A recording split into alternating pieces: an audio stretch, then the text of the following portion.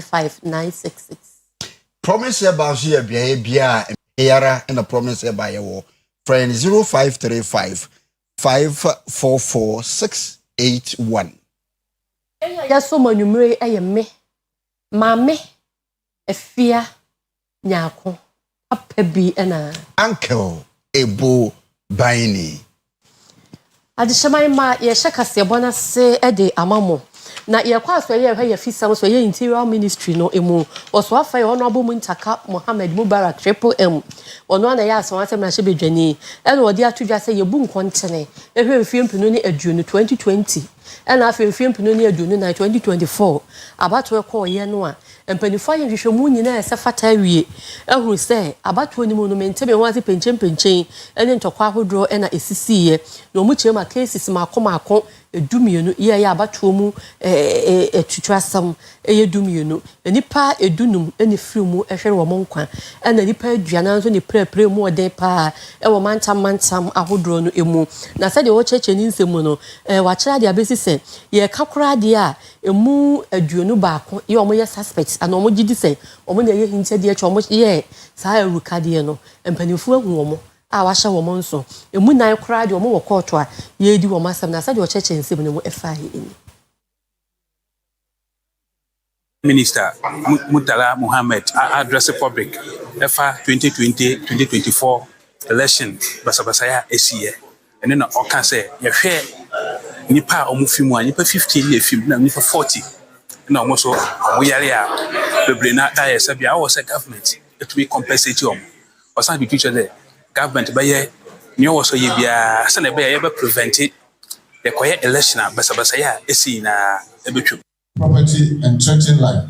When the rampaging crowd saw the police firing warning shot and started fleeing, the police did not have need to direct their shot at the escaping crowd. It was one such shot that killed the late Sabrina Mukaila. Secondly, there was rioting at the collation center and damage was caused to property and electoral material. The recommendation of the task force is that the family of the deceased person be compensated by the state. The suspects arrested are currently being prosecuted at the High Court in Kumasi.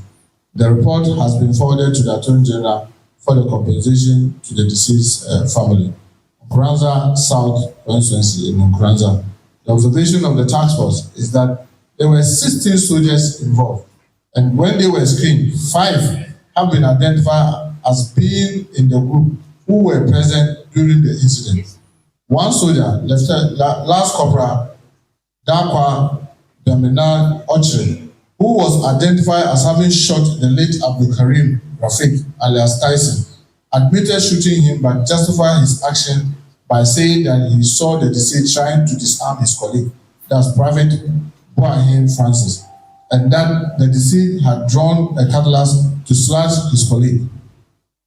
Private Boahin Francis, who could not collate this evidence in full since he was trying to pick up the magazine of his M16 rifle, which had fallen during the struggle when he heard the shot. The evidence collected so far does not show that the deceased committed any breach of the law. The military personnel who were deployed to the collation center had a duty to prevent any interference with the electoral process, and they were also required to maintain and restore peace whenever disorder threatened.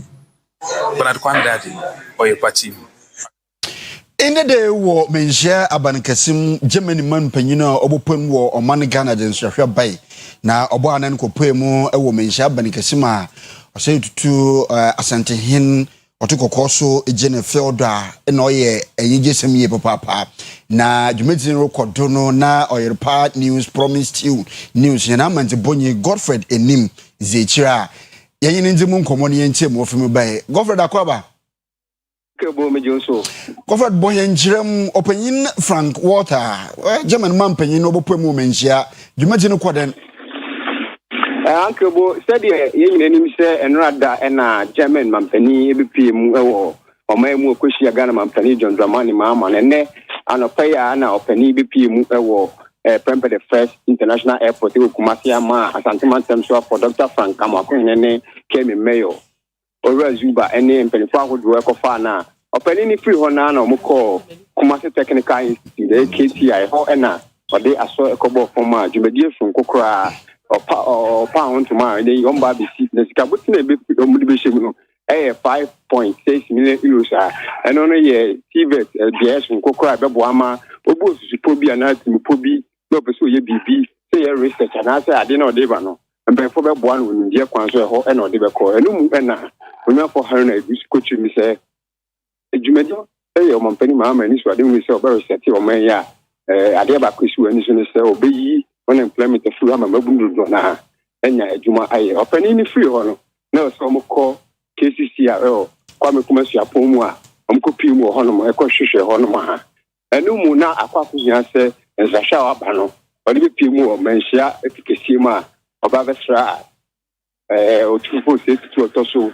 Niloya ɔpani ni ba no nyɛ ɔno kwa ne ba ɔne delegation ɔmo dɔs nsɛmtwɛfoɔ ɛne mpanyinfo ahodoɔ bambɔ adwumafo mpanyinfo police mpanyinfo nyinaa ɛka Frank Water time a ɛho ɔyɛ German mampani ɔbɛpie mu ɔmanhyia ne ho ahia sɛ otufo kɔ ɔsɛ conference center ɛgya afa sɛ yɛ bia no ɛhɔ ɛna nhyiamu ne timi kɔɔ so a mpanyinfo bie mu mampanyinfo yɛwura mu na brɛ kɔba sɛ otufo ɛne mpanyinfo bi te sɛ na otufo bɔ mu nyinaa ɛgye ɔpani na sɛ ɔne otufo kɔhyɛ kokoam na ɛgye ɔmo tumi edi nkɔmmɔ ɛhɔ deɛ ɔmo ama mpanyinfo ɛnwam na numu no na no bi awisagu yasum sɛ ɔpani ne kɔtɔkɔkɛ na edi nkɔmmɔ bebree ne nyinaa bɛboa ama nkita ho sonko abɛda ɔman Ghana ne aseman ɛne gyɛmɛ man ne nyinaa ntɛm a ɛso mfa so bi ɛne sɛ nkɔmmɔsua bɛtumi afa ntɛm apɛfra saa nso na ɛban tete a akɔnya bɛba na beebi bɛba ne ndɛmfo bɛfiri gyɛmɛ mɛma bɛboa nti anke bo ɛne de ɔpani no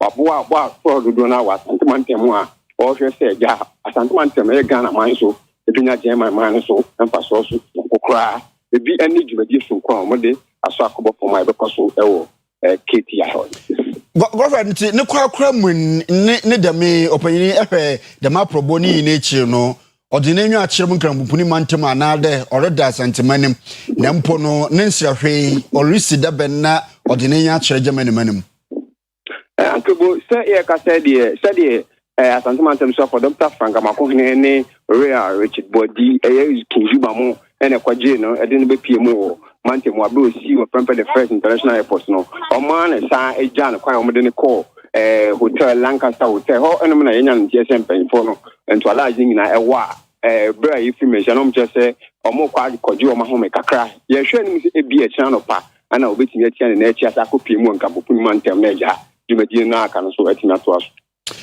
Godfred ye na wase enche hena manjiboni Godfred enin ende German man penin Frank Walter obopemu oman Ghana ma odin se hwaba menhia ban kasim odi echi ne mamanjibonyen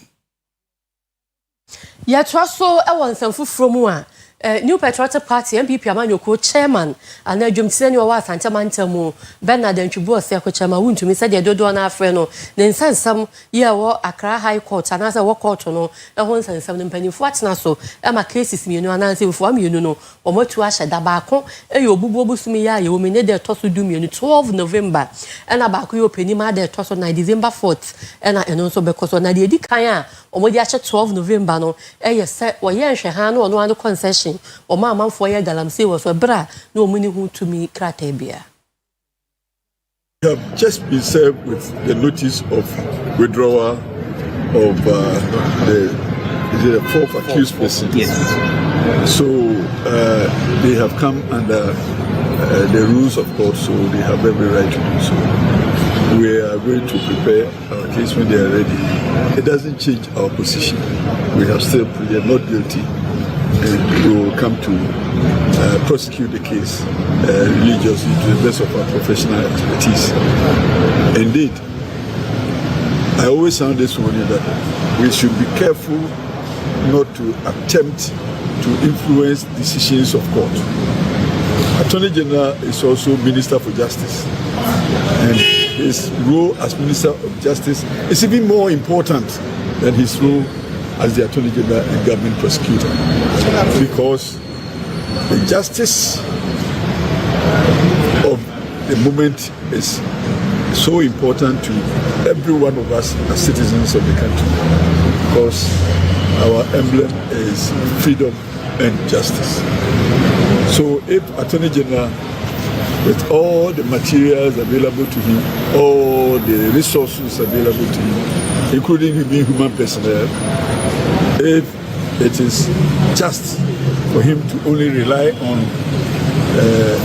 a former accused person to prosecute a matter against one of the accused persons or some of the accused persons, and he thinks that justice may not be undermined, that is his decision.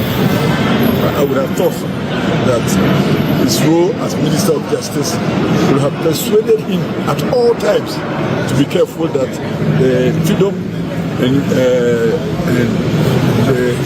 the justice of the moment is served also on all the accused persons until they are proven guilty.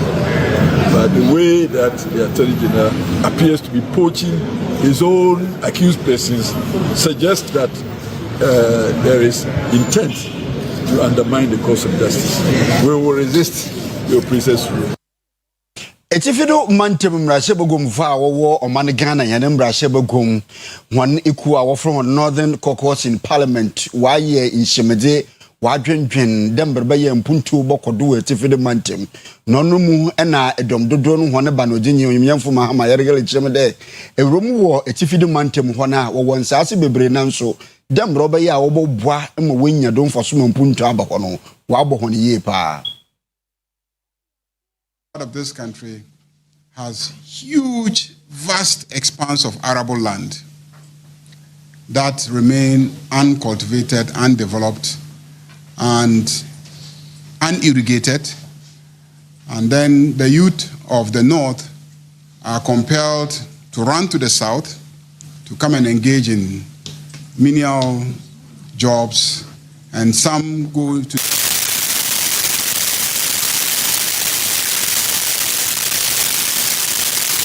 patterns enable agriculture to be done better than up north.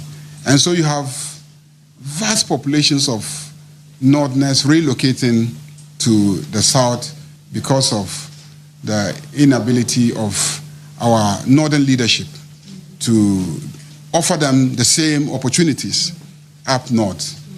And even worse, many of the young people, lured by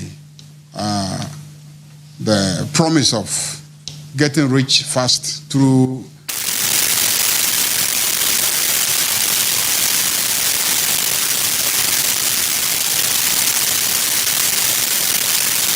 school, they go hoping that when school reopens they'll go back, and then they never return, and it has just become their lives. That one area that we want to focus on is to develop the agricultural potential of the north as the breadbasket of the country. We believe that that's something we can do.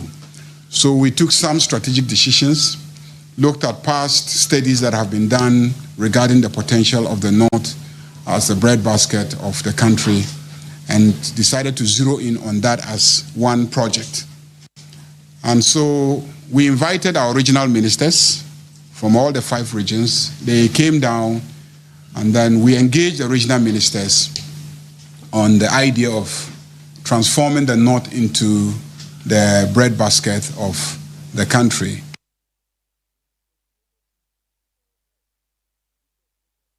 Yet also the Makwatama West constituency and as a municipality na Lashibi a community 16, 17, 18 and 19 or man for Motihono. HM more bre papa yuzu. Almost a more pipe on a bako the Sako Johnson. Ya just a how mopa a bounds on his age. And so he neighbors so yana tafo the Bella Bromus Munchi and to a modier. Omo kasa mpani form ram esan so mu hunsuo no so mfa so bia omo sa atwa ho ka anya saade a de asem kese beba Omafo no ekasa chemu se ensuo hu nsem ato apeno etimi tipo so mebia de ho na wono enya nsuo Ghana Water Company Limited mpenifo so nka hwenkere wono na so wono enya bills a ewose bosome bia wono tua nokura so wono etua abra wono enya nsuo mfamfiri Ghana Water Company ansa no benya nsuo de adwuma no eji so moto bi de free private tank operators for no ho eno so kura abodin a atwa menebo wono de nsem eka we ho atudwa It's not some day hard way. Me in particular, where last year June, and I'm in so me fee. And see every 2 weeks, I say uto so tanker. Sometimes unya and top. And see so problem with the a hard way. Area had a hard way, papa. Ensure some higher papa. A Ghana water works. Ensure weeks. Ensure your platform no so. It be months. 6 months, 3 months, ensure you say you fee a compound house. Ensure koho na when you be crama will be. Eno achino municipal chief executive a ono Waterma West Owura Lord Tei Totime ono so ekasa ejinsu mu hawa a wormo kanyina tumu kire se wormo pekwan bi afa so a no ye boho yi bi wormo betu e dia ma omanfo no e dia hwe akire issue to solve the water problem and to reset what used to be wrong na the community borehole projects na bano, so that at least we have identified some communities borehole and that borehole will serve as a backup to omunyansio within the communities. And yes, yenye hoshi yenye say yempese yebeye bibia fahu, but you're taking their bottom kasano pragmatic steps to make sure that the issues of shortage of water will be a thing of the past. Eno achino na mrehye bedwani a ono Waterma West lawyer James Enu ono so kasa efa security ho nsem a omafo no kasa chemu se ato apene ho and say it means only a few street lights here and there, but we need to do more. Nyamia Adom and say MPs no, they've given us some street lights. I'm yet to take custody of my memenkoji media, but Nyamia Adom na mekoji and Chebia Monday kra optional we can do that.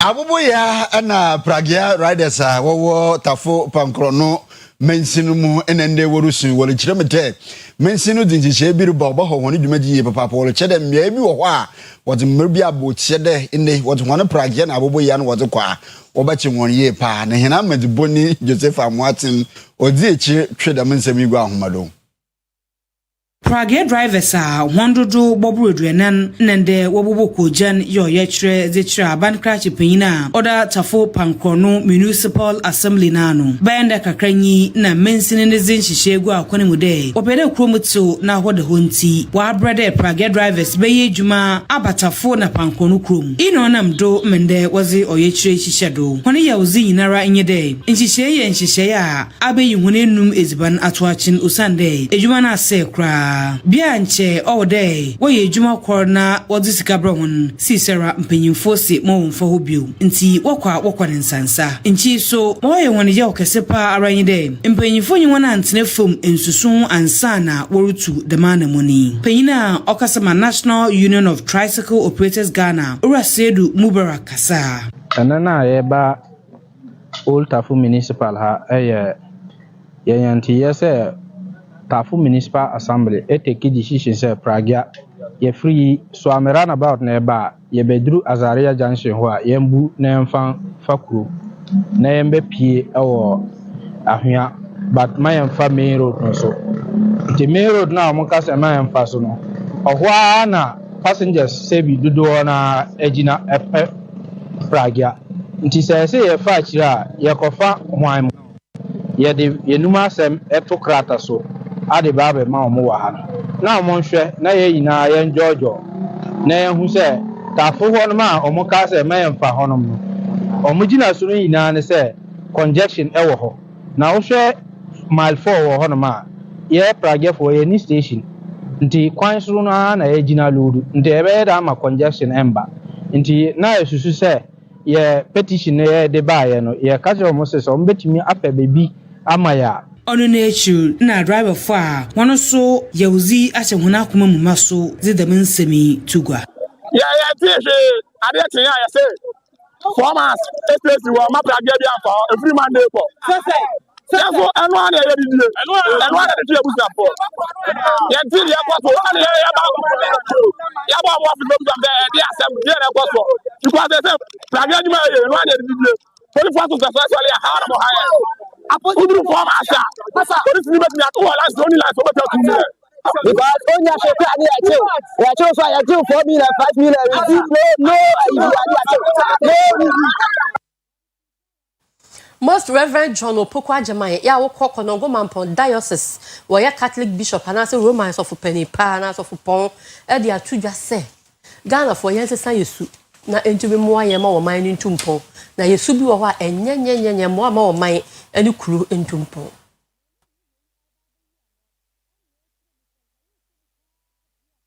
Bishop John Opokwa Jamai, Ekasa Chedi Pimwa, a Bar Kumasi Provincial Maiden Rosary Congress, Wayano was St. Peter's Cathedral Basilica, a Wokumasino, or dear Futuo, Emma Wanum se, Bebiagana Bedruno, and Yampai Bonkwa, Neumum, Subain Sisaye, and Sokahu, say a tena sorry them, a bomb paye in Fiapim. Na ya sisa yesune ya banya amwa ma o man tumpona ye bese brekwa de ebeye bia enye yi ebekwa akoye te se wasa akapoma na wanwa mu yeme yene musamhurwe wo mu de enko yiye ene de ekɔ yiye nyina yene mu awuru kasam emu sikawia yene mu galamse yene mu no fagwe bransan ma yewei ansam no de yegna te nyam na meka ku so boa munyina munim ana wo bi radio krasa wuti ana awro enti Ghana pani ana adan bibie wo hoi na jese ye bompa yesre erade sen wo waye ye Ghana fo nyina sabeya e bitumi asesa ni ensre obebo Mary so kama yetu o man Ghana she Basafa Kunkono sa. Any more die. Anase muka ni na muhormon ya diadeno ni mumfu no mko. Emunipa. Mejime dise enya papa yi. Yen ena osi etu ya mocha Basafa Kunkono ensa. Na emma etumi buame emen eyi. Ye jari ye ya enye no a. Ena bebo a o meyi. Enji sa and ye die to a man yasha, ye be bomb pie yes a coin, but yes, yes, the son that dear. And ye are grubby and ye so them penfolk and enter and ye see. Ye get to say, I'm complaining in any yara.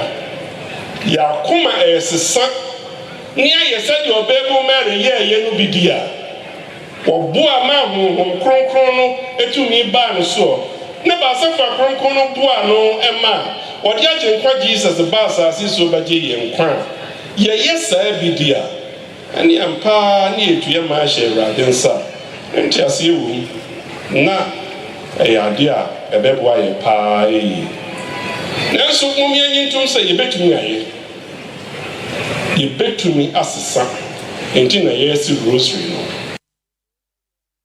Na emba ku bia wo MPP amanyoku ne dinu mu a wo from lawyer ladies in the day when you ku bia ne dinu patient first aka bom Monday omanfa wo bantuma wada pom dinu nhwehwemu dindindin pa zebo hon wo fa no health screening no olbo he pa wo chele mo so wonu adonye de oboboa ma Ghana mba na timemfo wenya pom dinu ye pa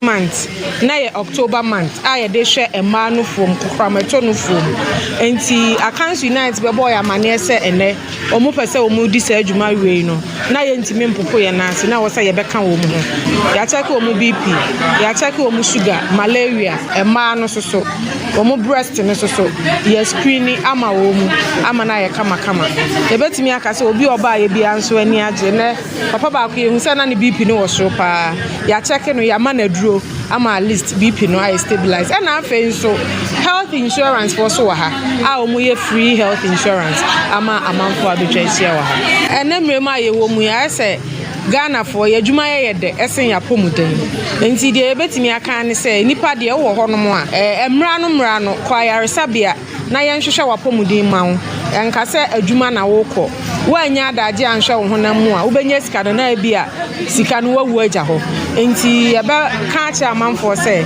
ebe ya anka busumi nsia bia yankwa yaresabia na yankwa hwehwe yapomudi mu yebetimi akọ ne aye hepatitis B screening amaye yebetimi akọ kwa nurse fo no breast cancer ima ye ntwen October pe anytime bia yebekọ bia no omo beboa yen ahwehwe yen nufu mu amaye yede aseda bema akan United omaya adi me ba ye mabewu se ne oma kakra ha me ya trade drama me kota no mti aseda kwa na yede bema MPP penifo ye damase se muguso ambo ye nyame hram ne ya ma hwere ne ye ho bia na akopon hram onyame nyamo kase esan se me ba ye na no yede me koto hospital ye yi me na me kai bebre me ba ye ya nye me hwe ya hwe me pressure ya hwe me diabetes ya san hwe me nofum ese bibia ye kama nyankopon fi osrumusru no nhiramo me kura mi kokro mo ni se me to fa ha ya wo me nsa no a check me bibia ma ya insurance is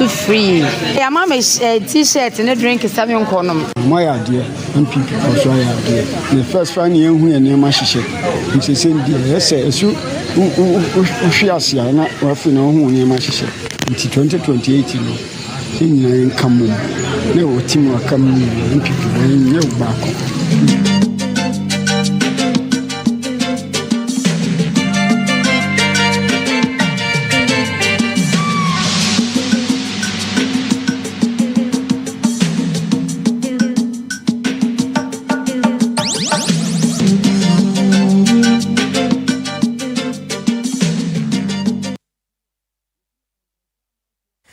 So ya di adwadi mu nsam to amoso na so ya value chain association of Ghana empany for no mo so e kasa o masem nyina ne se esobo ana tabo aban de ato won so a wontimi mfa so ya enko amanone nkoto na ban enyim free honom omo botaye no munya so nya se farmers day ya ebe no omo behia esa aban no edi we be che won se buro nya ade ha na obetumi abi atom na aboa adwadie ye kwa homa so ne executive secretary na twetwe for penny maso ya value chain association of Ghana orura yawo afifa edi enkomo eja ya madwe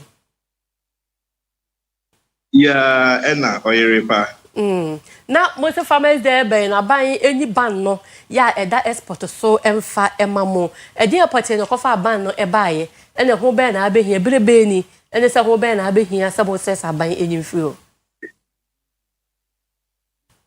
yo tamasimichia wetie fu nyina na soya value chain association members I work Ghana hanyina the woman is last year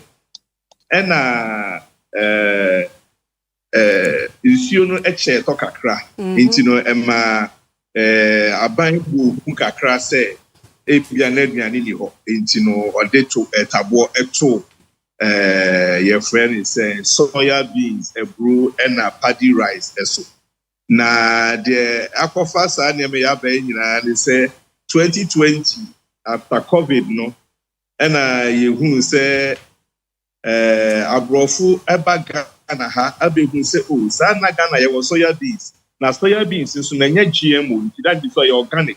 Now organic GMO, organic soya beans no. I know the almost penny many petty.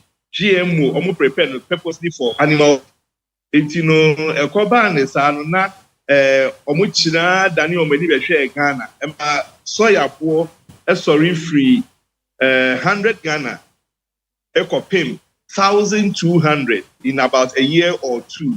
Now 1,200 na boni kudu ye no after COVID and so anyama work or so se bobe kaya etino fertilizer inputs are akuafodi adwuma nyina no so no ekoso ene ye say the akoso no ekoso prekope enti no processes e wo Ghana ha omo soya beans soya bean oil any soya bean meal omo nya sika because sika wo mo nsam no ahye enti aban yesra wo say sika ban soya bean processes no omo ntumi soya beans no free akuafodi ho ema ye say the be ya yenku saa adwuma no aban ejitu a okoye no de tabo okoto export so and on Sunday exercise for physical process and no de wanye etino ye kokan ya otwinu and 6 months no left no asan ade atoso sa process na physical no one pa ma wo Debia wo le tabo to so nti abrofo no so abetumi akọ amakuani so just kakra no wesi na no aduane kwan nyame ya adom last year and a dry spell be ka ho and after the Brian say obuye adwuma no after 3 extensions no and I'm talking about a restriction committee as our committee no and a member kwan and I did tabo ebeto exportation so committee ni free soya beans in Kwansem and the paddy rice any ebro den eka ho na sa committee and na omasa de tabo ato so BM as last year December na de tabo ne to so no soya bean ne ko do 1002 no e ba ya be do 700 and na ye ka say soya bean bo 100 kg no e 500 ye be twa soya bean fufuro nti ebo na e be kofo se be kofo man that means inputs niema de enko fo mo akuafo ya na akopom sika to inputs ayo mu pia ba omu wie na esan tabo ye nti no Mr. Ifama mi nguram esan ya ba fo ma be be 700 mami nguram wa ha unyi ni se ebra mrofo ni be hu se soya beans e Ghana de na organic enti ehu be hia se mo be export bi no ebo no man pajamu dodo Debbie mo hu se ye tokwa abroche no man pajamu dodo Debbie ye ni say ye share say ye be use mechanization ya to control so de be betumi adom more na ye tumi anya Ghana ha no ye problem ni say ye yield per acre for soya beans is around 4 bags and so no other countries and I say even Ghana krano yes so say ye to ye nyembe ye betumi anya 7 bags per acre it ye problem say ye yields e wo for it ye say ne yemfa bi yemfa inputs in gum na yentumi nya enema ni bebre na yentu because it say the akofo na ba omo sika omo betumi ato enti no e ho kakra no na ye inputs and a creative is a challenge no again so we share export market we say export trade markets no now we share price at dollar rates I don't want to dollar the coffee bia price so ye dey e coffee enti na ye inputs na ABC sa price ne sa and the inputs ni ente so enso so no esan say atofo na omo sika betumi ato no entumi maintain e bodo so tia na eti oka o si ma ban say ye ma mo nye export ye ma ye nye export nti no bet ado betumi ato no 700 so beto 200 amount piani so say bi o akokbo be si anoja ko endefu say so de ma no ama say aye say so tro mienu ama bi han enkrofo na ewo krom ha na yes aban pesikama processes no muntu bi nton frɛ bi afɔ no wan farm am say omo bo ye adwuma nyina ne foreign one say Ghana owned companies 2 as a 3 bi omo maka nyina ye foreign ones na ye data bo so ato omo mo beto akwa amono ne kuafuni na atumi anya ne sika no so ye data bo ato so na chese ye da wasam wakoba na chese sa ban yi tabo na mo betumi adua ama o ma we anya bi adi na bi so akwa ama no ne o ma ne shortage bi ama very good you betumi anya bi ama local processes ama ya tunya tom bi ama kuani no sika o de share ne kuamu no wanya mfaso so ho Money abaya di nkomo akwesi sen. Hello. Money abaya di nkomo akwesi sen. Sa almost started committee extending Saban ye the petitions akọ MOFA ye the akọ trade and industry ye the akọ parliament ye the akọ chief of staff ye the staff petitions nyina akọ okwa abaya ne hu tintintinti oka bibia do so abaya na oye Yamfa wonsi ebreni woni etrese se come di nipa and or start din pe yan hwe and aside ya omuye na pasem amba esrem because say esrem regions ni nyina no dey depend on soya afimu ni nyina le soya odoye no se wo bekete so more than 50%, 60% sika ben on fe hwe na e dia sam na aba man for kwa be boka yes right enti what stress farmers day be yen go fa nye bro nya ade mamo enti yen hwe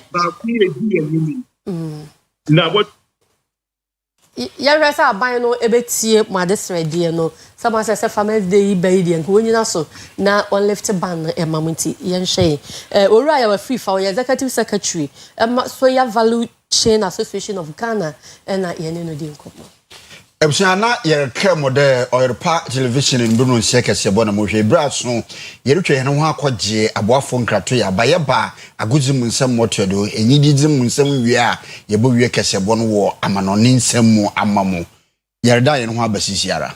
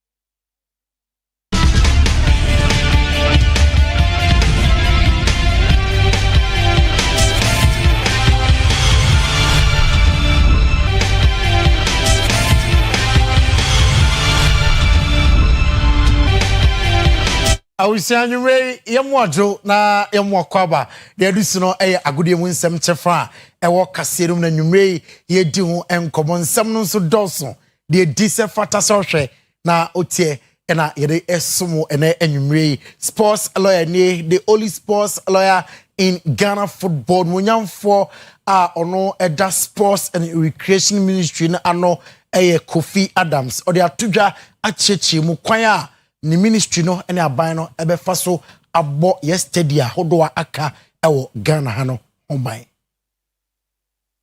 These stadia, as you rightly know, were constructed many years ago. It's only some intermittent renovations that is being done. But through the best practices across the world, we were able to gather, document, and develop a maintenance manual, which the ministry and the NSA is applying to now. You would observe, Mr. Chairman, that recently, I think few days ago, even a church program was held at the Accra Sports Stadium. And one concern of Ghanaians is about even the pitch, the playing space. And you observe that was not touched. This is also because of the system that the ministry have put in place and the NSA is. Henry Asante Chum onokasa Emma Ghana Football Association Ghana Premier League match day 8. Obeka Accra so folk edin kunim Holy Stars so na goalkeeper Blasters goalkeeper Benjamin Asare a mistake bi any amount for super na pa and na Henry Asante Chum edi to just in football mistakes are no eba dem still ogide Benjamin Asare. Football mistakes are bound to happen. Whatever happens on the pitch, the fans become agitated, and sometimes we even want to go to the extent of, going for the head of the player. But they have coaches. I think he is working with a very experienced coach in Masudi Dramani. Whatever he has done for himself must not be taken for granted. Before the 2 goals against Bibiani Gold Stars, he had gone 5 games without conceding. Mm-hmm. And then yesterday he conceded against Basake Holy Stars, and even they won. He is the leader of the team. He's done so well by bringing Hearts of Oak this far. Before the start of the season, there were many who doubted the quality and the ability of Hearts of Oak this season. A lot of people may have predicted, not necessarily for Hearts of Oak to win the league. I think Benjamin will learn from his mistakes. I don't think it is time for Hearts of Oak fans to panic. These things happen. All the top goalkeepers in the world, all the top players in the world, they make mistakes. 1 mistake in 8 matches is nothing. The most important thing is how he is able to recover. And Henry Asante Chumubakaya, Kumase Asante Kotoko, and a drum Emma Ghana El CAF Confederation Cup num, a Koye Amanhunu, Ewo Morocco, Mrawidad Athletic Club, Boas Asante Kotoko num. Momotimo Bako. Now, games be all Premier League because of the continental matches 90 omutushe that say and GFA ede aba omuchem se Nyankopon boa bosumye omu eda etoso dumienu November 12 ewo away no omoni Vision Football Club ebebo na November 19th omabo Baba Yara Sports Stadium omone Young Apostles ena ede ebebo ani na November 26 ewa away no omako Baseke Holy Stars ewo enyinase na omuni omo ede abo ani we outstanding matches for Krobia Asante Kotoko. Now omabo 5 matches with 11 points in the league. Na Piers Morgan and Cristiano Ronaldo interview num obusan said retirement na do ana wachechemu chem say ono Ronaldo there very soon obe retire nemu no prepare for the retirement. Could you imagine retiring? Yes. Have you got in your head an age when that may happen? Soon, but I think I will be prepared. It will be tough, of course. It will be difficult, yes. Probably I will cry, yes. Yeah, normal. And I'm easy guy to cry. I'm not keep my feelings. I'm honest. I'm open person. Oh, you are? Yes. Will be very, very difficult, yes. But please, I prepare my future since 25, 26, 27 years old. I prepare my future. So I think I will be capable to support that pressure that nothing will be compared, that the adrenaline that we have. Abusia ya janso e dia gode wunsem no esi enanwumre sports lawyer ni ya de aka no eja na na ama intifo na ode anigede kase atoaso.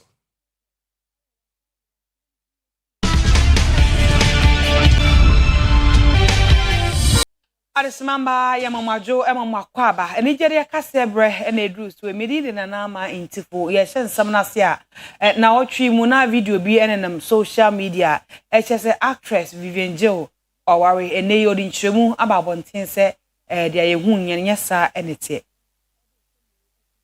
Mr.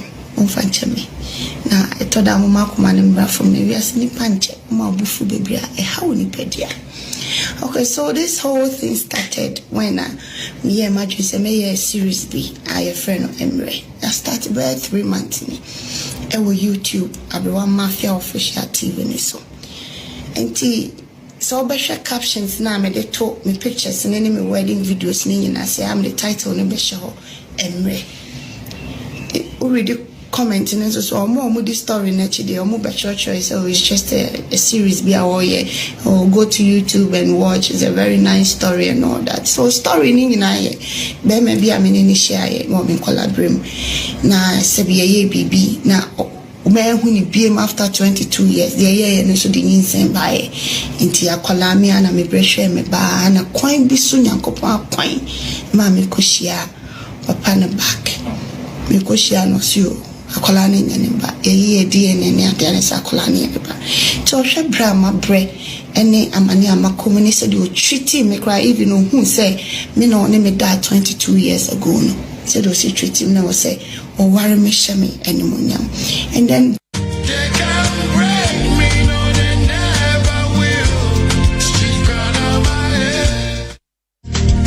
Eusia toso akoye ni ma yekodina mu e Stone Boy na so ye na otwe a etwe mu na sa na otwe wie ye na anloga omudi hugbetwotwo anase hugbetwotwo za festival okokopie mu wo e ko perform ya eyini kapa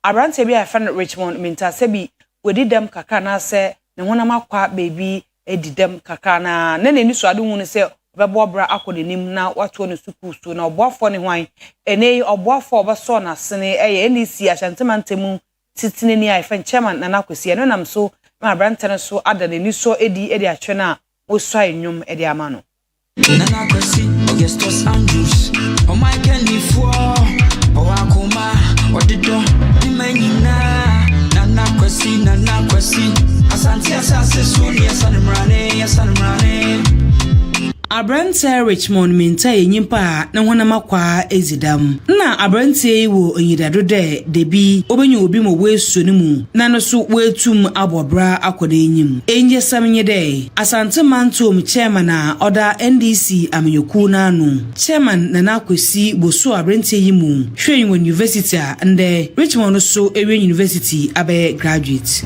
onam dementi wa ato nwom ama chairman na nakwesi ahye ne nyiso achen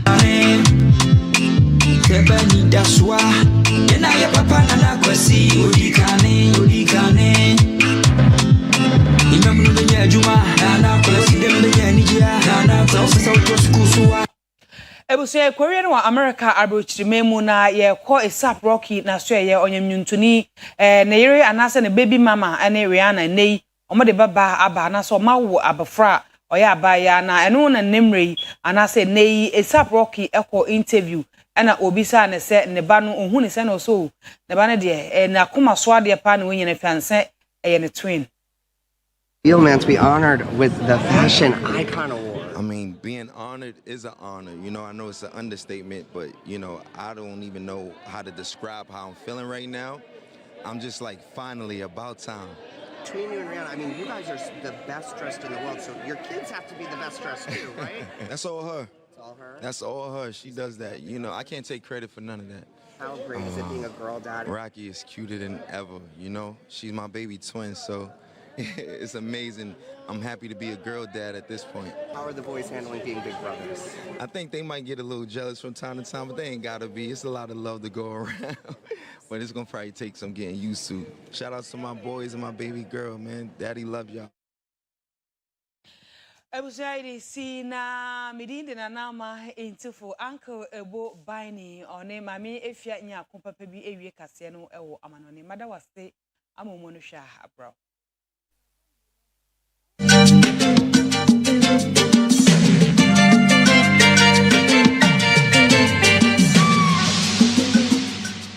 Ebusha yamamu akwa ba na yemowie kase bono wo amanone nsemu. Yedemo ko America memu ankane yamampani dada George Wakabush wote akonya so mfiempinu ni baako ebesi mfiempinu ne enkono ye 2001 ho ebesi 2009 ne vice president anata na bedi achi di Cheney waka enchene egu.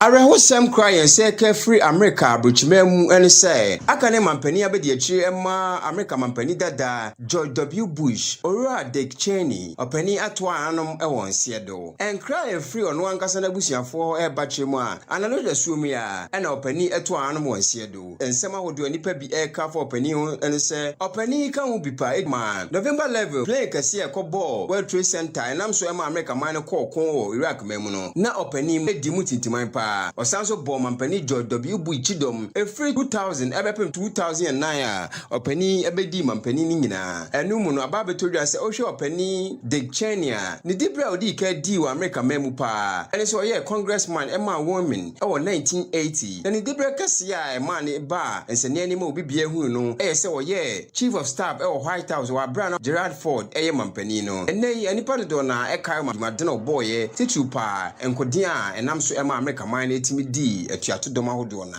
eso abusuafo ya de kase bone si midi e de mame efia nya akopa pa bi ena Uncle Ebo Bini ya damase e mama ni hwe.